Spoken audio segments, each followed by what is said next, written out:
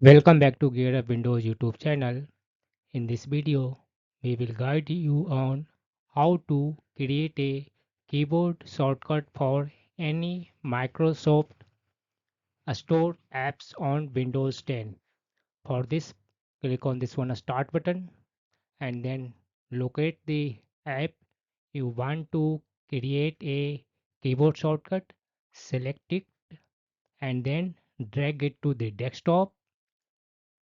Now right click on this one shortcut icon, select properties in the pop-up menu.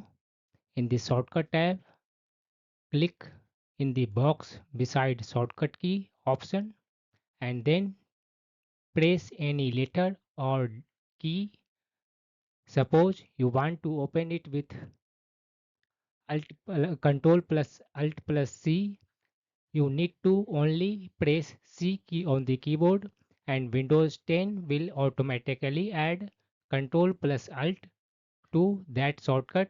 That means if you will press C, your shortcut will be Control plus Alt plus C to open this one app. In my case, after assigning a shortcut key, click on this one apply and click on this one OK button.